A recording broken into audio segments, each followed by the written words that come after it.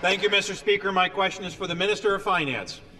The Minister recently visited Cappuccino Bakery, a small business in Nobleton. Cappuccino reflects the backbone of Ontario's economy. They make significant investments, they pay their taxes, and they hire people and create jobs in the community they call home. All they expect in return from their government is respect for their tax dollars and to have access to quality health care, education, and other critical services. That's why it was so significant for the Minister of Finance to visit this small business to make his important announcement. Could the Minister inform the House about his announcement and what it will mean for the people of Ontario? Minister of Finance. Thank you, Speaker, and thank you to the member from Brantford Brant. It was a pleasure to visit the bakery with the member from King Vaughan to announce that our government's first budget will be coming on April 11th.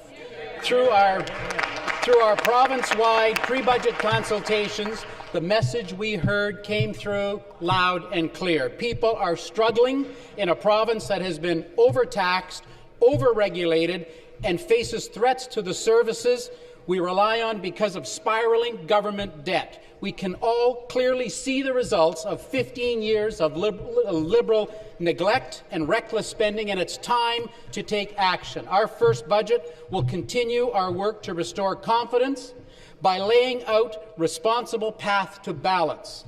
We will continue to provide much-needed relief to families and small businesses while protecting what matters most, health care and education. Thank you, Speaker. Supplementary. Thank you, Mr. Speaker, and thank you to the Minister for his response. I think we can all agree that for far too long the people of Ontario have been forced to feel like they are working for their government. And you know what? It's about time that their government started working harder for them. I have full confidence that our first budget will truly put the people at the heart of government. To do otherwise would be foolish. Unless we take urgent action, it will be our children and grandchildren who will inherit the Liberals' mountain of debt and continue to pay more for fewer services. That's wrong, Mr. Speaker, and it's unfair to leave that burden for future generations to shoulder. Could the Minister please remind the House what is at stake for our province today and our children's province of tomorrow?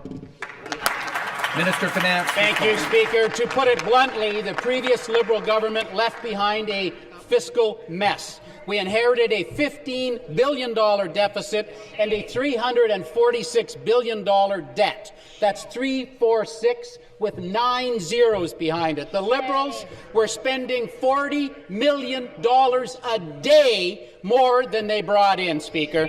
As a result, the interest we pay on that debt is now the 4th largest item in the budget. This has to end. We must put Ontario back on a path that is fiscally responsible. We must bring relief to families and businesses that have been overtaxed and overburdened for 15 years and received nothing in return.